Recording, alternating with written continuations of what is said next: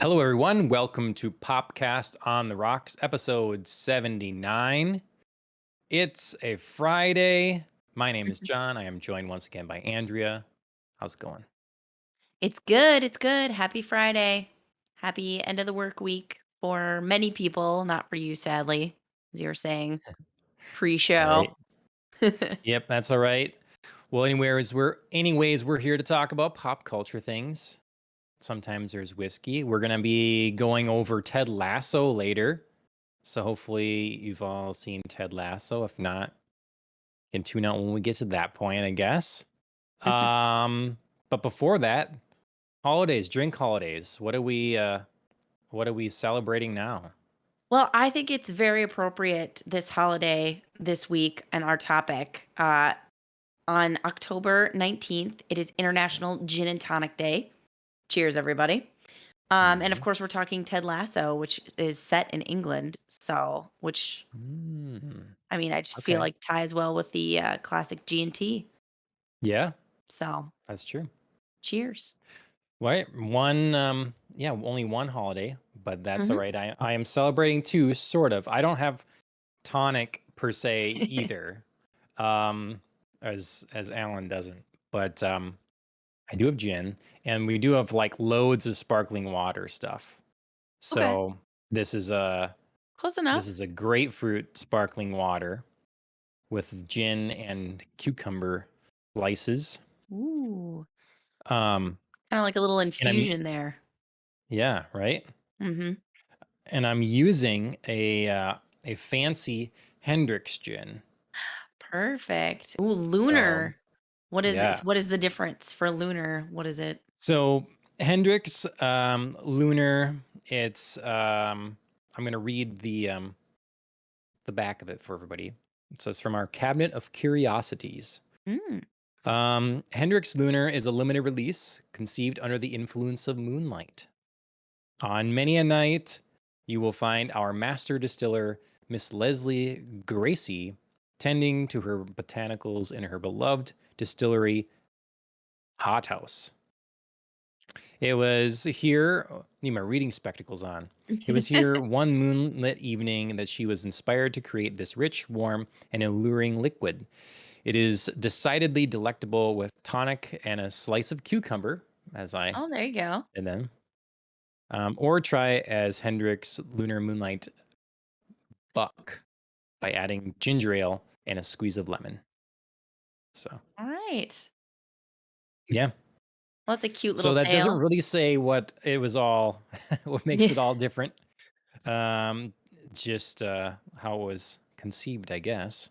sure. But it's good. Yeah. Feels Uh, appropriate for October. The moonlight, yeah. lunar, kinda spooky. That's right. That's what I meant to do. Yeah. Um, It's all we planned, actually, it's all planned. yeah, we actually also been rewatching some Daredevil with my parents. We finally got back into that a little Oh, bit. nice. Yeah. We had been watching it for the first time for them and us rewatching it. And for that, we opened up a bottle of Surly Pentagram that Mhm. was from 2016. Okay. So almost 5.5 years old. Yeah, a little age. Um, yeah, yeah, we have a lot of beers aging, and just yeah, we gotta pull the trigger on them once in a while. Sure. You feel bad doing it. It's like, oh, but we gotta keep it long. This was probably aged longer than it's supposed to be, but it was still good, very funky. So Funky in that's a why I good way. really, yeah. I mean, Okay. if you're not anticipating it, would like be whoa, but Sure. yeah. So anyways, yeah, that's the drinks. As you said, cheers. Um, and the rest of your week. How's your week been? I know we kind of, if everybody's like keeping up with us, we just had an episode. It feels like. I know. I mean, we're our schedule is back and forth here, but that's all right. What That's have you okay. managed to squeeze in? I mean, it's been since Sunday, so it's been the length of a work week. It's been a busy work week for me, but still have snuck in some moments here and there for pop culture related things. Um, I of course, we're gonna talk Ted Lasso later, so I finished that season 2 up. I've gotten a little farther ahead in Squid Game, um, the Netflix show that's the craze right now for everybody. Um, Also, keeping in the Netflix wheelhouse, I went back and watched and finished the first season of You, which is kind of like a psychological slash murder thriller Okay. with Penn Badgley. It's really good. I Hmm. forgot how much I'd started it and enjoyed it, and just kind of like it got lost in the shuffle of shows. That you just kind of like, I'm gonna keep up with this, and then it drops off your queue and you never remember it. But I I'll look it up. did. So I finished season 1. I quite enjoyed it. I believe season 3 just dropped, which is probably why it came back up on my radar. So I'm hoping to get through season 2 and Hmm. 3 in due course here. What is this guy in? Penn Penn. Badgley. I mean, he's most known for Gossip Girl. Oh, He's Dan. how could I not recognize him then? I know, you being such a Gossip Girl fan. But yeah, I mean, that's what he's most known for. Okay. He's had other roles like here and there, but this is kind of like his like second wind, Sure. really. Okay. Cool. Oh, he was in Easy A and John Tucker Must Yes. Die. Yes, I've watched both of those. Not ashamed. Those are actually both really good, like, teen movies. Um, Yep. I mean, if you if Okay. you're if you're into the genre or not, those are actually on the higher quality end of teen movies. So, highly Sure. recommend. Nice. Um, so yeah, so watched You. I started the first episode of TV Scream. Um, yeah, I mean, it was okay so far. I'm willing to like still give it another shot because I really love the Scream franchise. So I'll keep going. Um, the first episode of Beverly Hills Reunion was this week. We got into Ah. like some fun, good stuff. If anybody is a Housewives fan, or even if you're not, you may have heard that one of the Housewives, Erica Girardi, is currently being investigated along with her husband, Tom, or ex-husband. I don't know if their divorce is finalized yet. But for fraud and embezzlement. Um, and like illegally obtained funds. So that's a whole thing that's going down right now. It seems like Andy Cohen is actually going to ask her some difficult questions and try to, Okay. not play softball with the hard topics. So I'm excited to see where it all goes. It started out strong, so that was kind of fun. Um, and lastly, I watched the first 4 episodes of the new Halloween Wars on Food Network. Mm. Hmm. And I have to say I'm super disappointed. I used to love Really? yes, love Halloween Wars. That was one of Chris and I's favorite shows. We look forward to Yeah. like the season. What's wrong? So they decided to I feel like they thought like, "Oh, this is so great. Like we have such a great show and it's so huge and successful." And they decided to like revamp and elongate and make new shows out of the original Halloween Wars. So originally, Halloween Wars was candy. Like you had a team of 3. You had a candy person, a cake person, and a pumpkin person, and they had to make these like cool tableaus out of each of their materials. They had to like, kind of like marry all the materials together and stuff like that. Well, now Halloween Wars is only cake and candy, and they've pulled out pumpkins entirely. And pumpkins is like its Mm. own show, like outrageous pumpkins something. Okay. Um, and I hate it. It's not as Huh. fun. Like, I mean, they still make cool stuff. They still like make interesting Mhm. displays out of cake and candy, but it's not like the massive, huge scale that's involved when you have Mm. pumpkins. It's also just not as difficult to like marry cake and candy in a Right. display as it is to like marry cake, candy, and pumpkin. Mhm. So I'm not loving it. Like I I bet they was were really having trouble getting people because the number of people that are like skilled pumpkin carvers, well, you that's know? the thing though, they, like, have a whole other show called Outrageous Pumpkins where they carve, like, Halloween pumpkins. Right, but how many of them then I have no have idea. like pro baker friends? Yeah, You I have know, no because idea. they're supposed to know each other, right? I that they think come together as so. a team I and think so, but I don't know. yeah. I would have skipped that part of like you need to know each other and just like paired people together and been like, have fun. Mhm. Like you're Yep. just meeting each other. Show Maybe up that's when you're like paired with your pumpkin expert. right, exactly. Maybe that's Yeah. like a new like sort of challenge. But yeah, Mhm. no, I'm like super disappointed about it now. And I was looking forward to it because the new host Zach Bagans from Ghost Adventures. What? Yeah, Wait, what? He's the host? Like, the he's the host. actual host? Even though he like doesn't do much for hosting, he just like introduces the show and introduces the topic, and he's on like a TV screen, and then he like fades out, and then Okay, so sometimes he'll he's come not in. there, right? Yeah, Oh, they're he is. calling him. Yeah, they're calling him the host, but he's not actually there. He just appears via TV screen. So Ashley, met Zach Baggins, Yeah. and he was like he seems like he has, problems with being in front of slash around slash touching people. Okay. Maybe that's why Just he's like like, being someone yeah, someone being in his space, like sure. really awkward, unless he's like, I don't know, drinking or specifically hitting on women or something, I guess. Um, it's kind of awkward. So it seems weird to me to take on the role of a completely different setting of being a host. I don't know. Yeah, no, he's definitely not a traditional host. Like I said, he just like comes in Okay. via a separate screen at the beginning, introduces like the show, the challenge, and the theme for the day.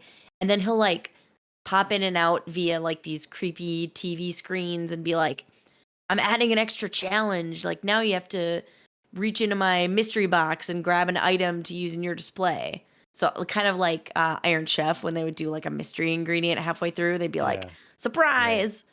Same concept. Hmm.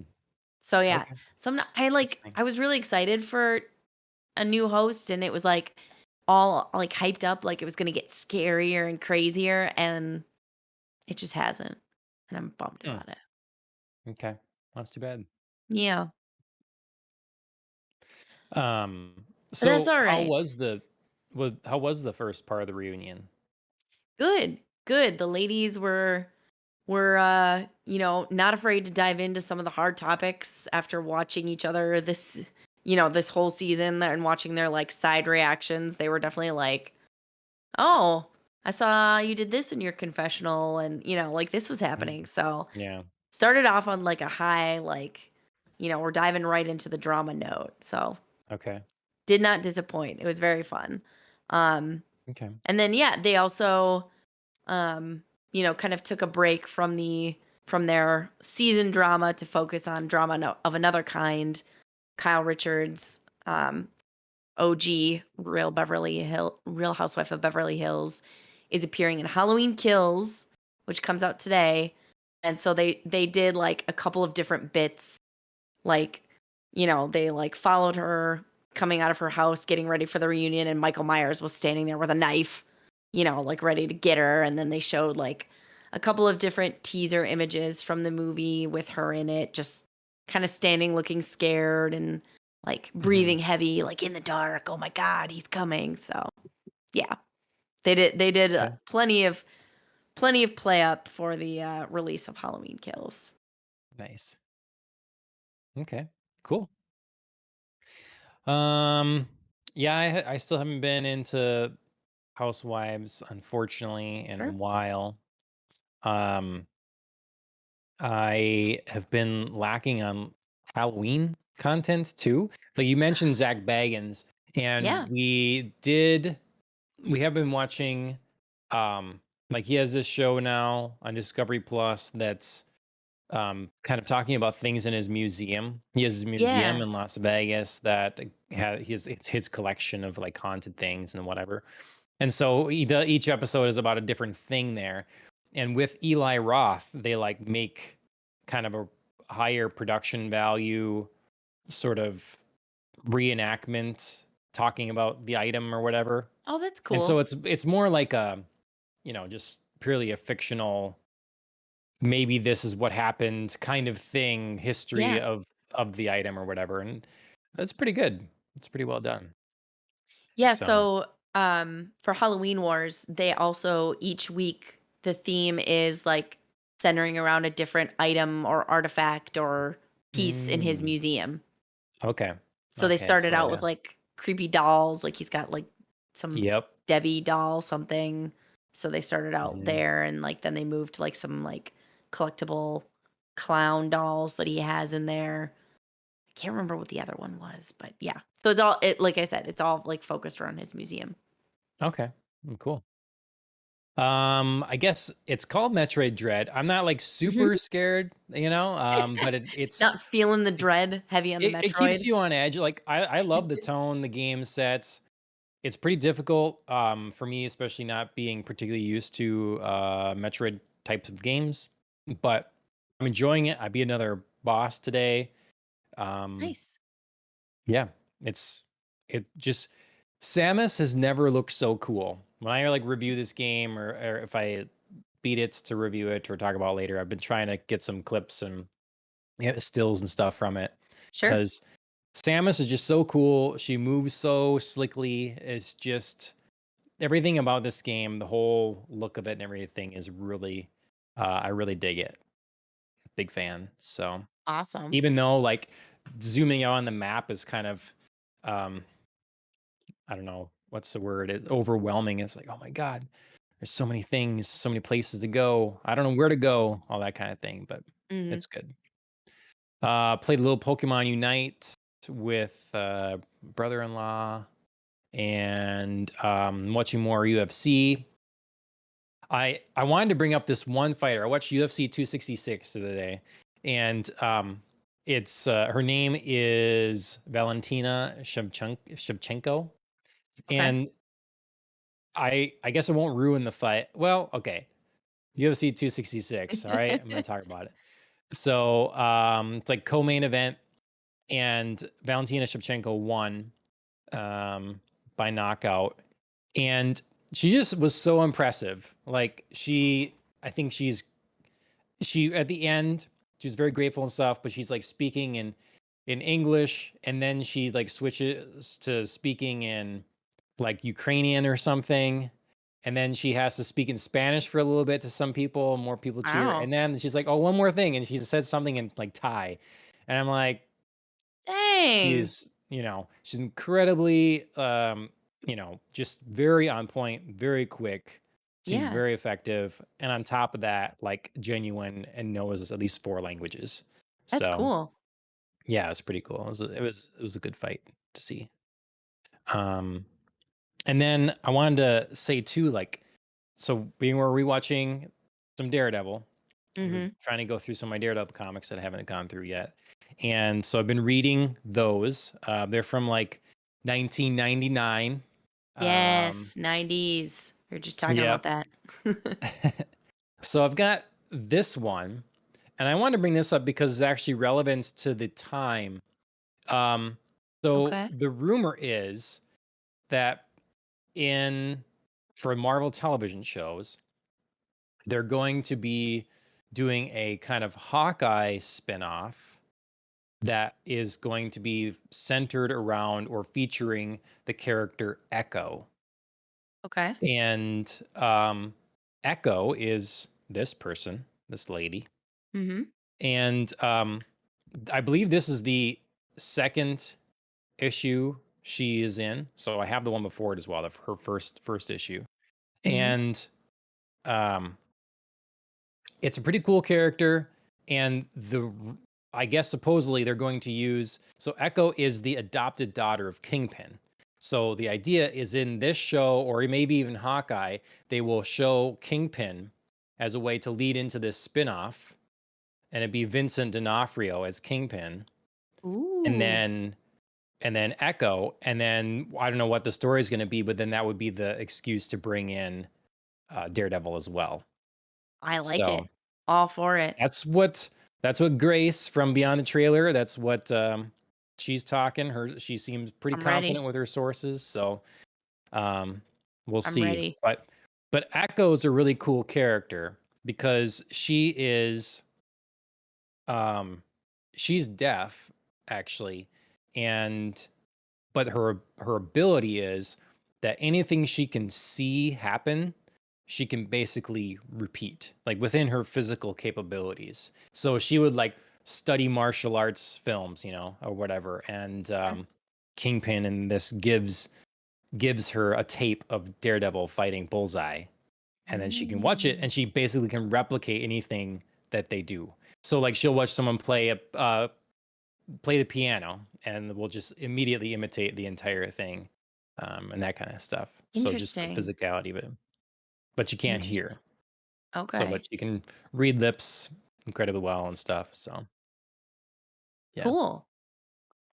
Well, yeah, I would love like a Marvel main, Avengers and Marvel kind of sub Daredevil tie-in Hmm. because I Yeah. can't get enough of Daredevil.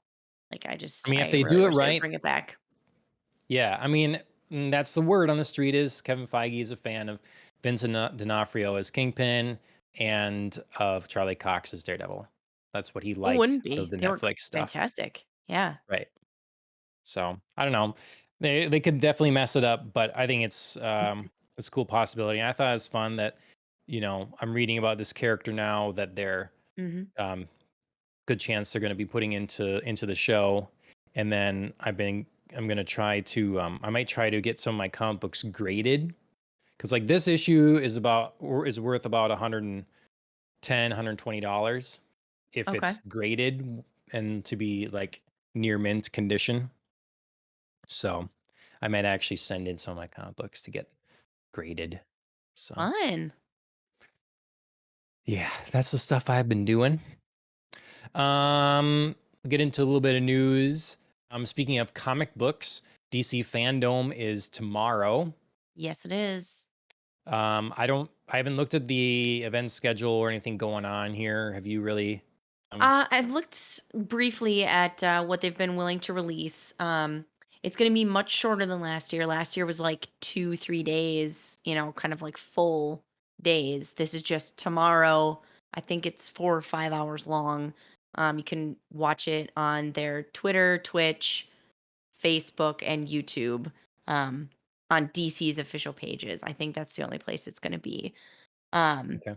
but yeah, so we're getting a new Batman trailer, which they released like just a little teeny teaser this week. You just hear Pattinson's voice, um, kind of traditionally gruff and gravelly, but not like the extreme that Christian Bale's was, obviously. Um, so yeah, so we just got a teeny little snip out of that to kind of like whet your appetite to get a full trailer tomorrow. I know Zachary Levi will be there talking Shazam. Jason Momoa is going to be Mm, there talking Aquaman. I believe they've got a piece with The Rock talking Black Adam.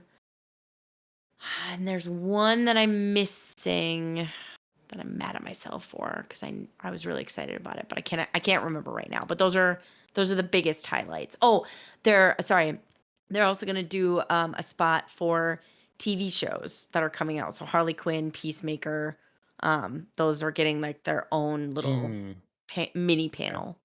So Okay.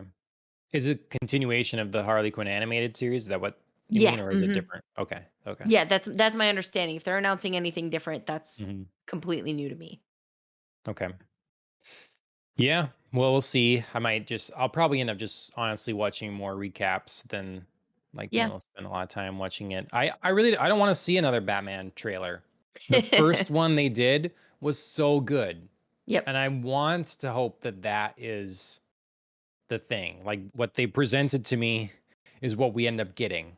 Mhm. And I don't want, yeah, I'm that gonna was watch it. enough for me. I'm You're gonna gonna watch watch it. it? Okay. Yeah. I used to be so into trailers. Like I would watch a lot of movie trailers every time there was a new one, whatever. I'd always be I'd always be up on it. But now Yeah, I'm not so much. interested. I'm interested. Like, I want to see if anything's changed or if it's just kind of like a continuation of, like you said, the first trailer we got that was so good. So, Okay. Um going into a couple of video game things before we get into Mhm. television related things. I just wanted to mention that Animal Crossing, we kind of Yeah. had some more Nintendo news. Nintendo keeps rolling with the Nintendo news. I think this is probably the last bit for a while, maybe till like the Game Awards or something like that. But Mhm. they announced version 2.0 for Animal Crossing. There's a free update and a paid one, and there's a lot. So if Yeah. you've been out of Animal Crossing for a while, there's a lot of new stuff. Definitely seems worth going back in, even if if you just do the free stuff, that's fine too. Right. And then they announced the pricing for the Nintendo expansion pass.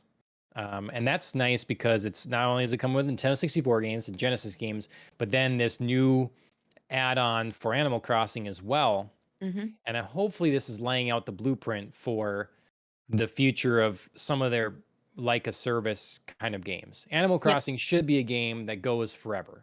We shouldn't need another one. And they should Right. just keep, once a year, big update for it or something like that, Mhm. whatever. And that's included with this. I would hope the same would come eventually to a Mario Party or a Mario Kart or any of those that are right for this kind of thing. But it's going to be an extra $30 basically Yeah, to have I stuff. thought the price was pretty reasonable. I mean, Yeah, I think so too. Compared to, I know some people are, oh, it's old games or whatever, but I don't know. If you are into those old games, some of them now you want to buy them are very expensive retro right. games. So if you have this subscription service, I don't know, you're getting a lot of value if you ask me, and they're just going to keep adding things. So, Exactly. Yeah. I think it's a right move. And like I said, reasonably priced. So good job. yep. And the other gaming company around, or one of them is Microsoft, and they won this poll basically on social media Yep. before this competition. It came down to, I think, them and Skittles, and it was suggested that they should make them mini fridge, the Xbox mini fridge happen, instead of it just being a meme or something. Right. And I love it. Like, I think it was Aaron Greenberg or whatever. He starts calling people up. It's like, okay, can we make this happen? Can we do this? Can I Yep. promise this? And then he'd say, okay, well, we win this. We're making the fridge. And what other extra, what Skittles is going to come back? What are you going to make for us? Skittles, a Skittles fridge? I don't think so. So, yeah, pre-orders are happening next week. I think Target's the first retailer that's going to have them. You better bet that we're going to be trying to purchase one. Nice. My my For my the rule of thumb now. What's that? very reasonable price of $99 for a mini Yeah, fridge. I love it. yeah, and keep it right up here. It has a USB plug in it. You can charge things from it. My rule of thumb now is, again, if you maybe want something, just pre-order it. Try to get the Yep. pre-order because so many things are in limited supply or whatever. You don't like it, send it back. Doesn't matter. Right. So. Okay. So you found this thing. We're moving into television movie space now Mhm. here.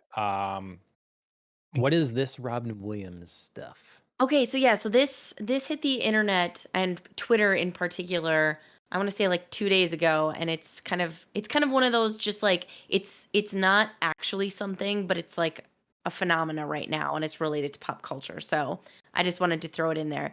So it's um this actor Jamie Costa who both looks and sounds a great deal like Robin Williams. Like if you closed your eyes you could absolutely convince me that Robin Williams was talking. And when you look at him, you can tell it's not Robin Williams, but like he also has some very similar facial features. So he's doing like this fan-led spot where he's kind of, doing like a 5-minute behind the scenes of Robin Williams on the set of Mork and Mindy. Um, and they're recreating like a possible announcement of the night that his good friend Jim Belushi died. So it's like this whole behind the scenes look, and it's sort of like a like what if um, biopic of Robin Williams' life was made and this guy did it. So he just like shot a 5-minute spot with a couple of people, and it's amazing. Like people are calling for this to like really be made now. Like he needs to, if there's going to be a movie of Robin Williams' life, he needs to do it because he looks it, he sounds it, it's crazy. I mean, it'd be And cool if that I would watch the heck out of happened. this. Yeah, because usually Hollywood, whoever everybody's shouting for, they go the other way. I know. But I know. But that would be it because would be such a big mistake if they didn't do this right now. I hadn't heard anything about this, but I think to me the most impressive thing is the facial expressions. Yeah. You recognize the ticks and the movements that he would do. Like a lot of people, I think, can probably imitate the voice. He looks enough like him, but to me, it's Right. like it was literally the performance part of it, like way he'd move his face for things. And I yeah, thought that was pretty good. I think for me, it's like everything that tied together. Like when I Hmm. closed my eyes, I was like, yeah, definitely this sounds like Robin Williams. When I looked at him, I was like, I obviously know I'm not seeing him, but I'm not distracted by the fact that he doesn't look like Robin Williams. You know what I mean? Like there's Yeah, enough of a resemblance it's where it's yes, not distracting. And yeah, like you said, the mannerisms, they're just so yeah. present. Like he really clearly studied Hmm. the real Robin Williams. So yeah, Yep. and I personally think a movie about his life would be so, so interesting. Um, Yeah. I mean, I don't know what's all written out there or who they would talk to or if there's already like a book done that would be yep. a good reference or whatever because obviously I'd want it to be done respectfully and Right, accurately or right. whatever. And yeah, if someone's so kind of I don't know. I mean, you look at Elton John's movie, Mhm. Rocket Man, again, that's mostly performance. He doesn't really look like Elton John that much, Right. but still like sells it. So yeah, I'd be down. Robin Williams. Ashley and I were just talking about Mrs. Doubtfire the other day. I don't know why. I guess Was it because anytime it you was say on hello. TV? No, no, it was Okay, not. because it's been on TV pretty hardcore right now. Okay. Okay. Yeah. Well, wait and see. I know they did that fan video for Uncharted with Nathan Fillion, and that was a Yes. no-go. And Yep. then people saw Benedict Cumberbatch dressed up as Spike Spiegel from Cowboy Bebop, and that never went anywhere. Um, you can look up uh, Benedict Cumberbatch, I'm gonna Spike have to. Spiegel, I'm gonna and have I don't to. know if he was like cosplay. He was like dressing up for an event or something or whatever. Um, Halloween one year, something, but it's pretty perfect. Pretty Okay, perfect. alright. It's not as weird as I imagined it. He's just got such, like, a distinctive face, like, it would be very hard for me. Yeah, yeah, it works. Mhm. Yeah. He's got perfect hair for it, actually. Yeah.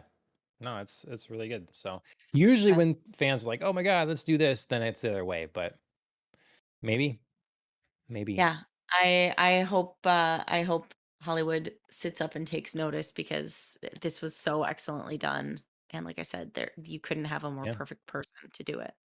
Or So they should just do it themselves. Like get a hold of the yeah, right. estate and start making the calls and do it Well, yeah, themselves. I mean, you just think of, like, how many iconic movies Robin Williams was a part of, like, from the funny, like, obviously, Patch Adams and Mrs. Doubtfire and Jumanji, but then you think of all, like, his more serious roles, like Good Will Hunting, Good Morning Vietnam, like, he had such range. He's such, like, Yeah. a talented actor that way. I mean, I loved Aladdin. Obviously, is Oh god, great yeah, of in course. Aladdin. I've always meant to watch Dead Poet Society. That's so That's one that good. I've is It it? really is. It's definitely so it's one that, like we watched in our high school English class, but it was like Mhm. one of those, and usually like sometimes those movies are great and sometimes they're just, like, terrible and cheesy and awful. But it was definitely one of those movies where I was like, "Wow, this is so good. I'm gonna have to, like, go home and actually watch it." And it's good. Okay, It's real good. nice. All right. Sticking on the movie and television topic, and speaking of Mhm. things people maybe want more of, I don't know. Ted Lasso. So Woohoo. we're gonna get spoilery about an Apple TV Plus series, Ted Lasso season 1 and 2. You've more specifically talked about Ted Lasso in the past, kind of giving your thoughts and your spoiler-free review a little bit. Yes. But now that you and Alan and the rest of the world have convinced me to watch it, um, we can talk about it a little more in depth. And yeah, Yeah. I Um, literally just watched the final episode today. So excellent, excellent. So fresh in your mind.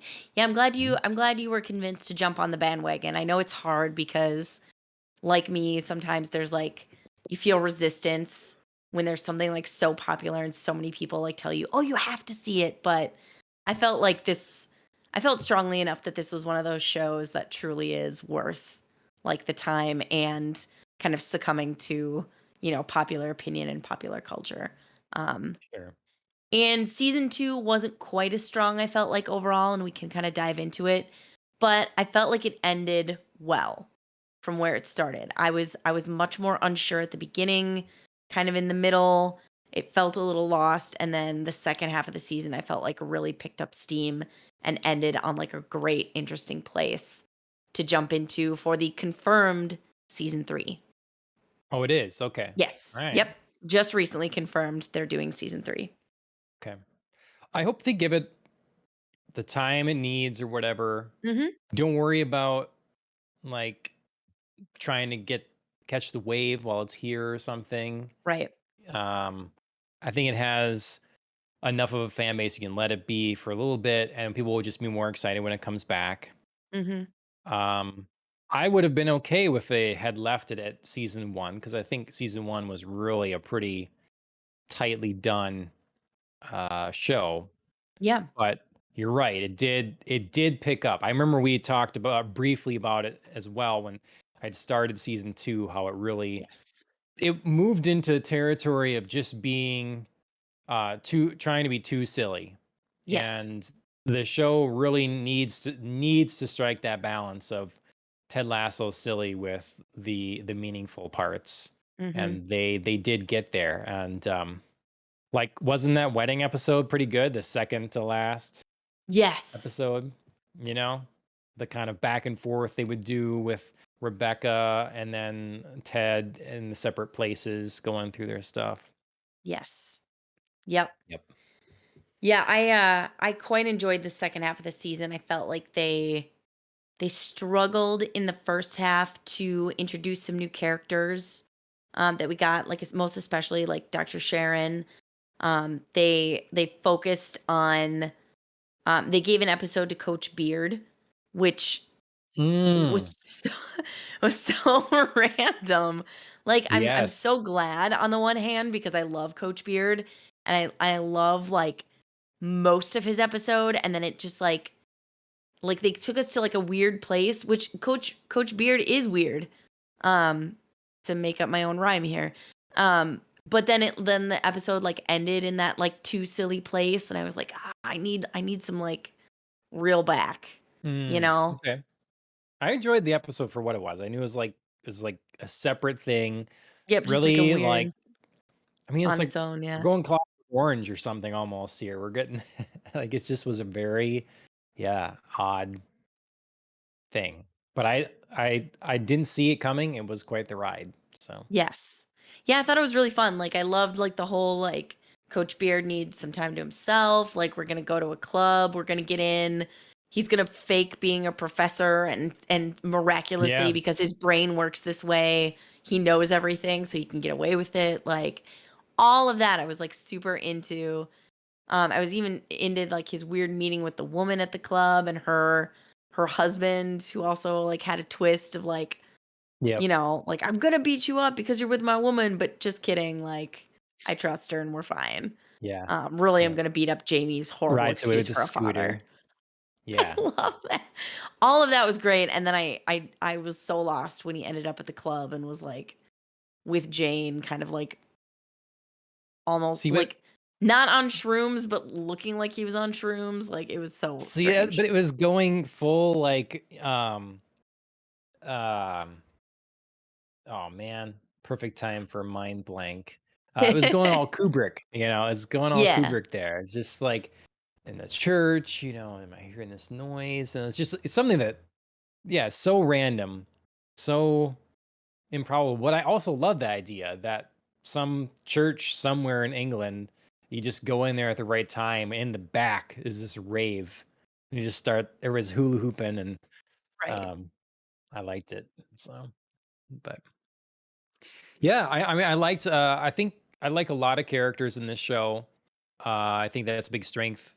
Mhm, Jamie Tot, he um he really came around mhm. being someone you totally despised, and to someone now that is actually taking quite the back seat. I wonder if he'll, moving forward, if they'll kind of give him Refocus. something more again. What do you think of the whole twist with Nate the Great? Everything that he ended up going through in his kind Yeah. of Well, journey. first I wanna shift back to Jamie Tart because Sure, you made yeah. me think of something because you're right, this season, I kind of didn't notice it, but yeah, he really took, like, a hard back seat in the second half. Like, the first half, he was still, there, and then he had all these issues with his dad at the match, and he was coming back and trying to fit Yep. in, and, that was all happening, and then Yeah. the back seat. But then, like, the last couple episodes, he pops back up again when he surprise, surprise declares his love for Keely. Um, Kele. yeah, However he says it, it says Keely, yeah. Kele. Um, and you think it's gonna lead to this whole confrontation with Roy, and it just doesn't because Mhm. Roy is now scarily the most emotionally mature person. He is. That was actually a really Yeah. good impression. Not bad. Um, but yeah, like so you think it's gonna lead to this whole confrontation, and then it doesn't. And now I wonder with the way that, like, they left Keely and Roy's relationship kind of, like, hanging at the end, I wonder if Mhm. there's gonna be some sort of, like, burgeoning bromance Yeah. between Roy and Jamie, Hmm. like, kind of trying to figure out Keely or, maybe even totally separate from her, I don't know, but Yeah. that's sort of where I thought my mind was going, like, maybe this is gonna happen. Yeah. I don't know. Yeah, I'm definitely worried about Keely and what's his face at the end Roy there. Kent. Yeah. Because I don't know. I like them together. I do I think they're a too. good couple, and they've had their ups and downs in ways or whatever, and um but they've always managed to like make up pretty well. And I really hope that I don't know. It just seems like all of a sudden they're making it where this passion is gone. Like she says that, I love you, go on your trip and all that stuff. But I don't know. You definitely, Roy is in a different, feeling something different. Like it's not Yep. the same closeness here or whatever.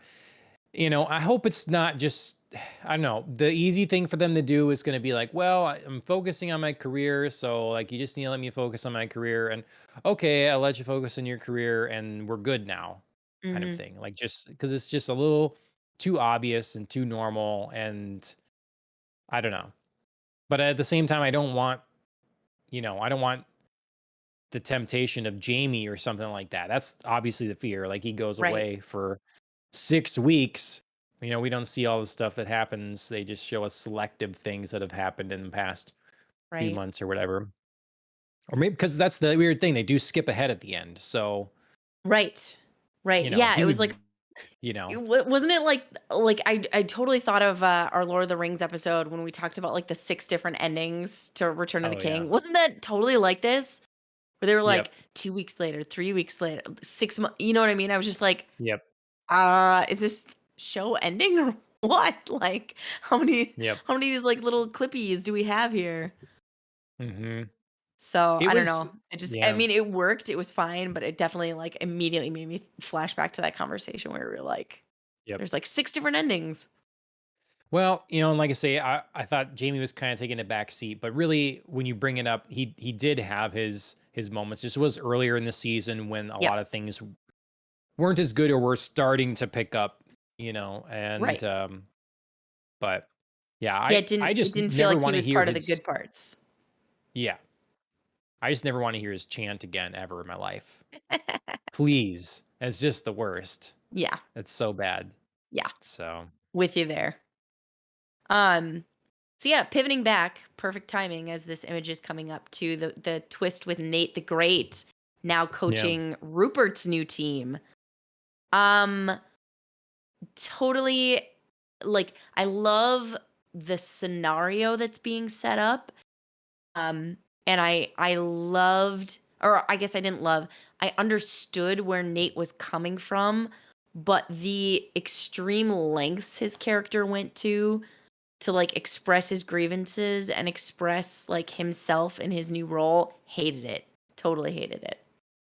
I just thought, yeah, like, it was just so, like, "What are you doing?" Like, "Oh, God, yeah. I'm so annoyed and I'm so mad at you."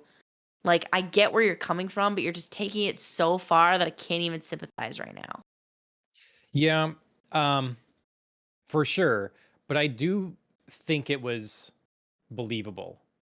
Yeah, Um, I thought, like I said, like, it was grounded in a very real emotion and a very real situation that occurred between him and Ted, like, this rift and this, like, celebrity kind of going to his head and his frustrations with Ted. Totally felt that grounding, but just, like, was so, like, he took it so far. I mean, I think it's an it's an overcorrection for it's kind of like someone that never grew up and then all of a sudden is forced too quick. So Sure. he's going through, so he grows up, his dad treats him like garbage. Like Right. he's never good enough, he's never whatever. So he's always talked down to. He's always never, special or great or whatever. And so he's sitting there doing menial work then. He's got to just, Mhm. he's taking care of the locker room. He's happy to be there, but he's a big fan or whatever. And so no one gives him any respect because he doesn't demand it Mhm. because he didn't get it from his father. So he's sitting there on a very low self-esteem with very low life accomplishments kind of thing. And all of a sudden he meets someone that like recognizes some talent he has and promotes him. But now all of a sudden he's kind of forced to like go through a lot of things that he Mhm. never had before. All of a sudden people listen to him. All of a sudden he's getting some respect. All of a sudden he's getting people chanting his name and getting a nickname or whatever. And so Mhm. then he's all of a sudden, he's like thrust into this and getting obsessed with it. And then so all of a sudden he's riding this high. And when things aren't going just so anymore, it's like, yeah, it's tough. It's tough for him. Like all of a sudden he's used to being the center of attention when he never had it before. It's like not letting your kids ever have chips or pizza rolls.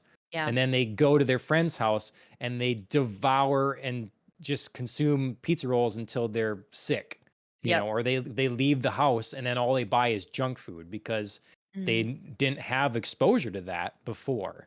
And so I sympathize with the character, his like lack of maturity and growth being thrown into this, that Mhm. then is like, yeah, been a big overcorrection. So then people are trying to teach him to be like stand up, for himself and be so he's end up spitting in mirrors and everything and weird things. So it's just so out of his comfort of everything. Mhm. um, and yeah, I don't know. I was very mad.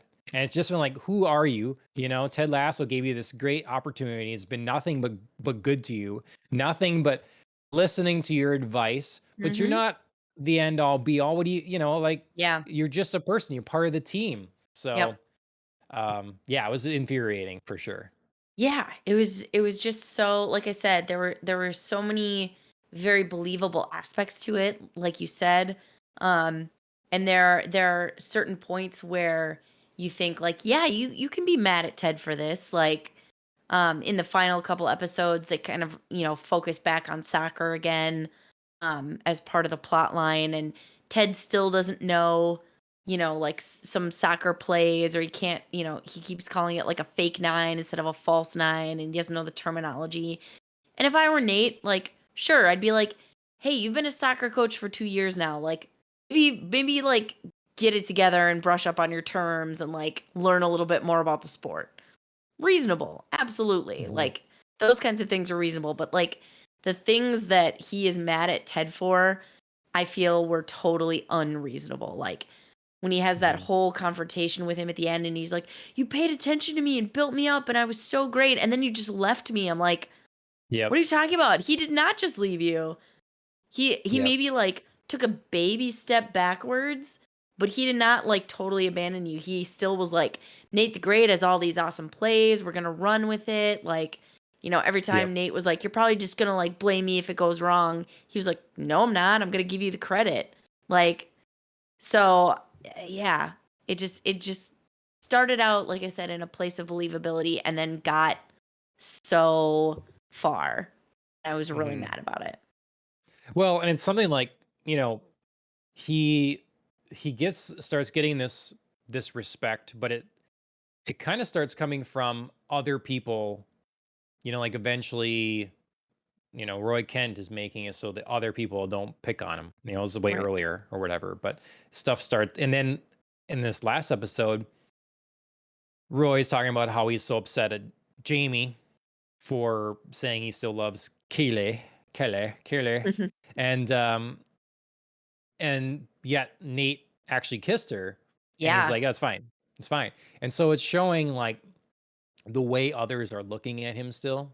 It's like Mhm. not a threat, not masculine, not self, um, you know, not self proficient, in a Right. way yet. So he's all of a sudden gained a lot more respect, but he's like But still also not being hasn't. treated. Yeah, it's Yeah. and I don't know.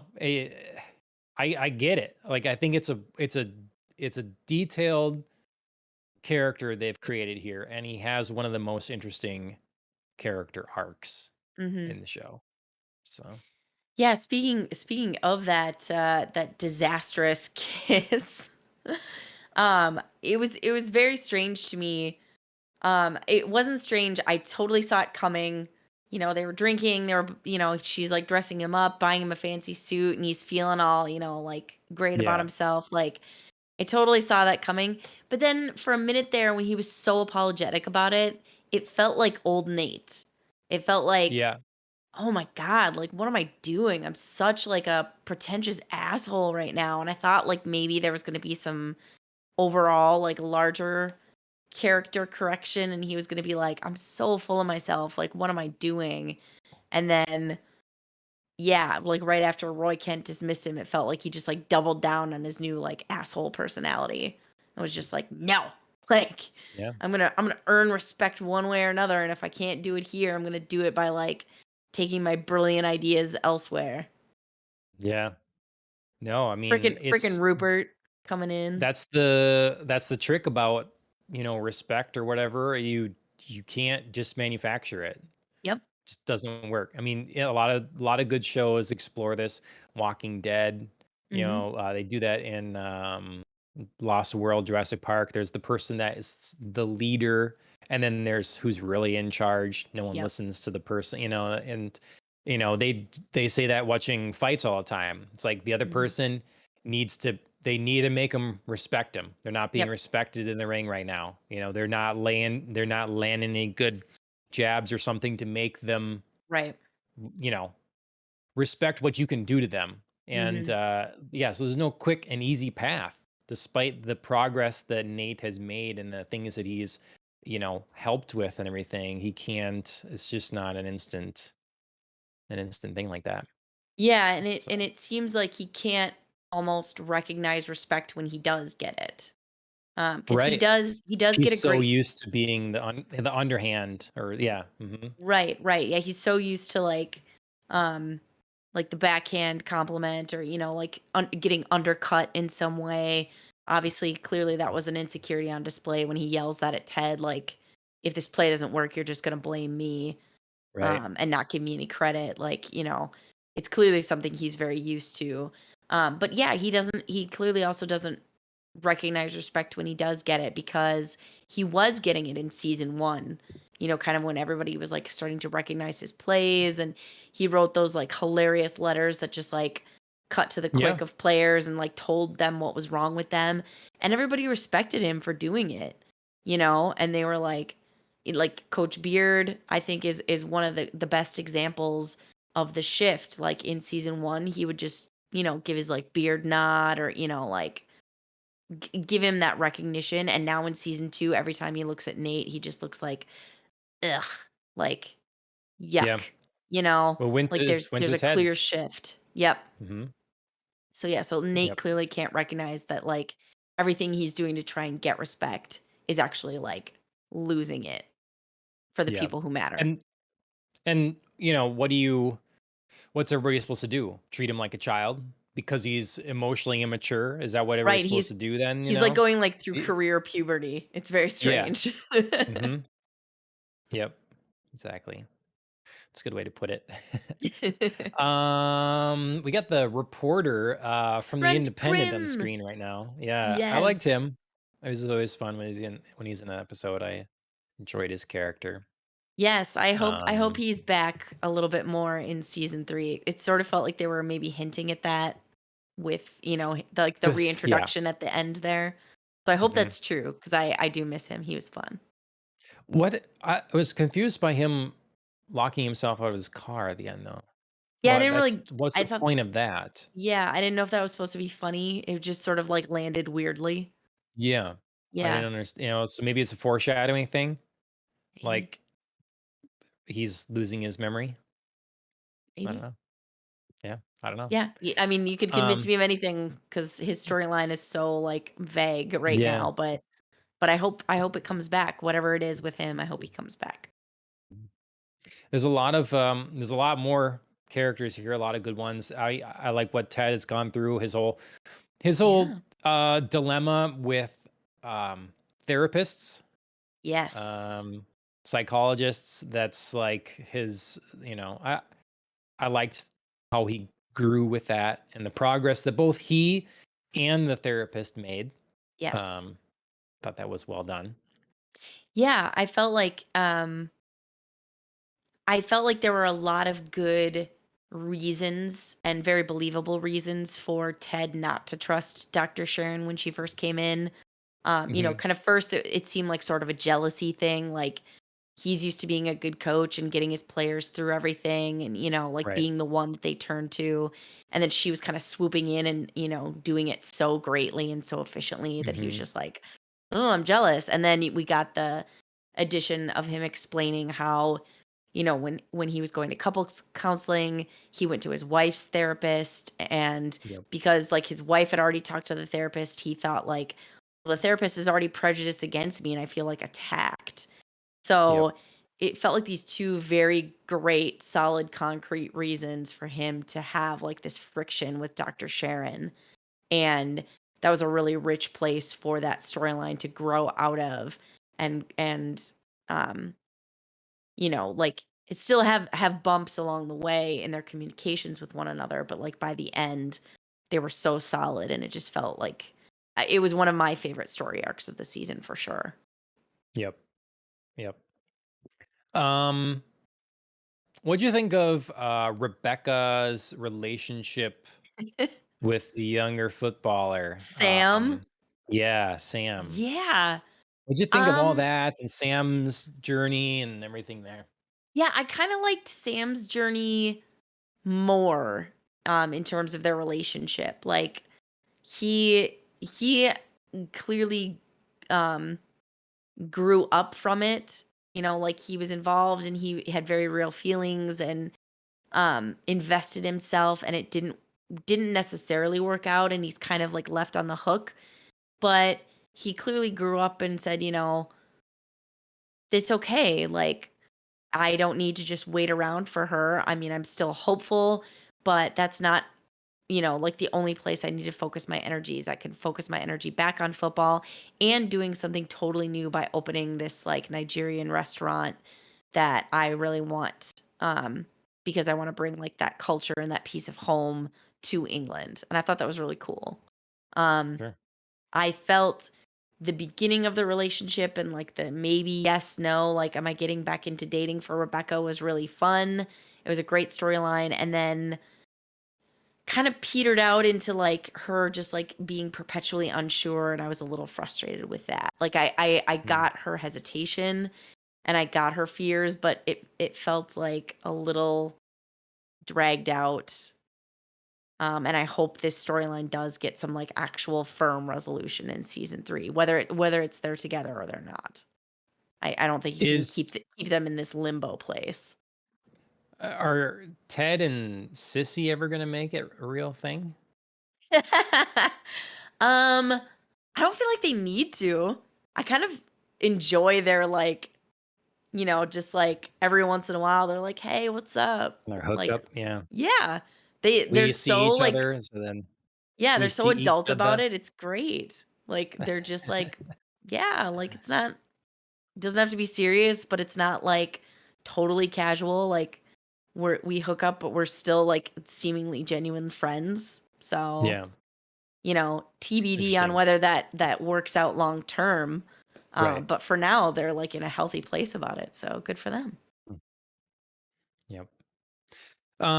Well, like this show really did surprise me. I didn't think I'd like it as much as I do. Hmm. Um, I think my only like real critiques, Sure. real issues, definitely the first half of season 2, So agree. in missing on tone. Yes. Um, the theme, the opening, I skip it every time. Yeah. Oh my god. I the only time I've watched the opening is the first episode and never Sure. again. They did. Um, I can't remember which episode. They did a different.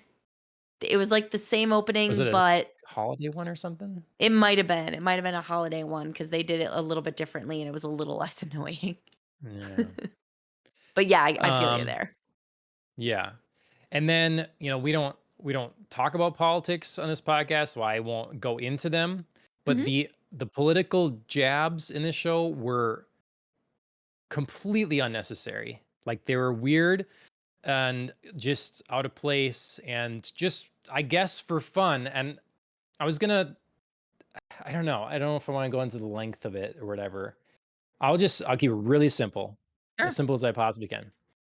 In high school, when we were filming our Batman movies, Mhm. we were doing them for a social studies class. And so this teacher, we knew very well what his politics were. And so in making this film, this short, we put in one picture, like we were drinking out of mugs, and one of us was drinking out of a George W. Bush mug. That Mhm. was put in there specifically for this teacher. And after Because the he fact, like I, liked or didn't like George Bush. re- ye- oh well, because he didn't, because he didn't. Okay. I'll say that. And it's a whole nother topic whether I should know what his political preferences were or whatever, but I did. And so we put it in there. And what I realized in doing that was the power I have over the attention of the viewer. I'm like, someone is sitting down to consume this. I have you. And so you Mhm. have to watch what I put in front of you. And Mhm. so you we're going through and this is completely irrelevant. This mug has nothing to do with anything the in what we're filming, no relevance. The only point of it is to poke a finger at the teacher. You can say it's a nod or a jab or whatever, like that's what it is. And from that point on, for me, I'm like it just made me respect the role of someone that is asking for an audience member's attention, Mhm. um, that I don't show any sort of hostility or prodding at a segment of the audience because it's like almost a little power trip. Sure. And I think it happens all over the place in all kinds of media. And it's not that people can't do it. It's just I see it when it's there. It bothers me, and it's something that I've learned, like if I was going to be making movies yet, to not do anymore. Mhm. Um, because it's willful and it's a knowing thing, and I hope I can respect my audience more than throwing something in their face for no Mhm. reason. So that's Sure. Yeah, but I mean, do you truly think it's no reason, or is it like there's a reason and you don't love it? well, I mean, it's not like obviously it has to make some sort of sense. Like, for instance, in our Batman thing, we were drinking tea. So we needed a vessel to drink out of. But that Sure. could have been any vessel. Sure. So that's the thing. It's unnecessary. It's not that it doesn't fit within the scenario. Sure. It's that it could completely be without it and would make no difference to the scene. Yeah, I mean, I think I get where you're driving at because I think some of the political like moments or like little like references or stuff is like sometimes it's to reinforce that like Ted is from America. I feel Hmm. like in some instances, I think it's just like maybe a jab here or there, depending on potentially the leanings of the cast, the director, the writer, whoever.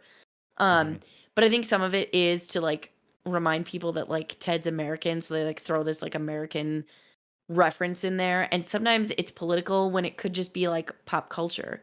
Like in the first Right. season, one of my favorite parts of the entire season is when Coach Beard and Ted Lasso have a little back and forth about the potential breakup of Beyonce and Jay-Z. And they just like freak each other out. They're like, oh my God, I shouldn't even said it. Like, oh my God, I freak, and it's such like an Yeah. American thing to care about. Like Right. England doesn't care about Beyonce and Jay-Z the way America does. So it's Yep. like a little reference just to be like, "Hey, remember everybody, if my accent isn't enough, I'm from America." And sometimes I Yep. think they do a little like political jab that way too when they could use a pop culture jab or like maybe Yep. something about Kansas. Yep. Because the So yeah. show is so it's so universal in a lot Yeah. of things. It's so uplifting. It's things characters go through.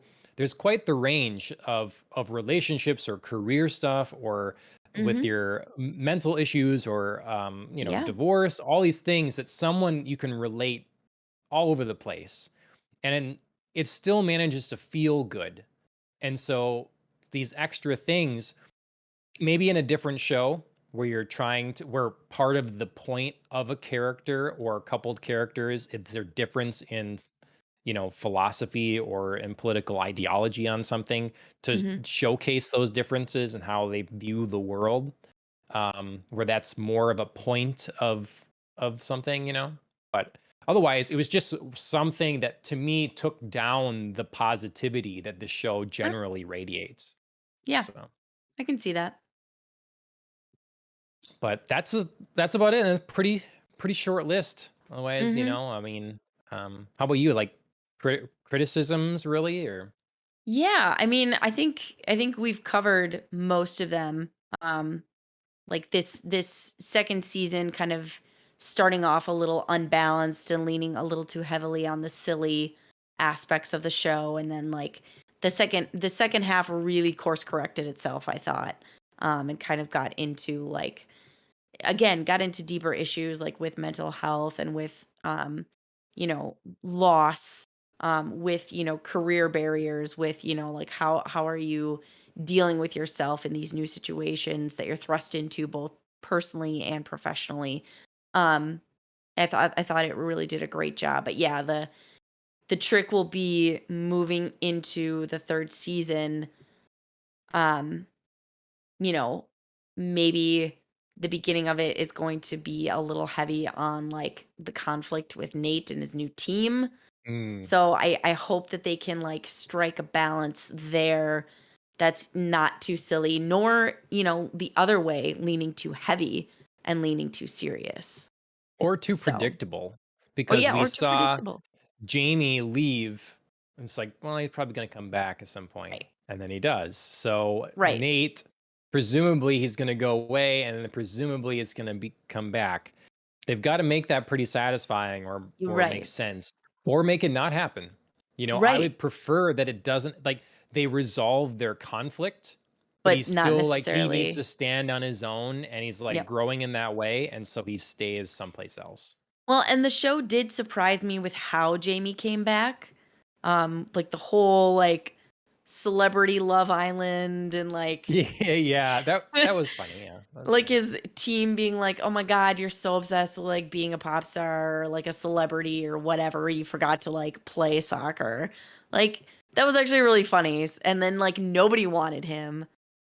And so he like had to go crawling back to Richmond. I did quite enjoy that as a surprise. I just thought like, "Oh, they're going to work it out and he's going to know Ted wants him." And yeah, that Yep, was funny.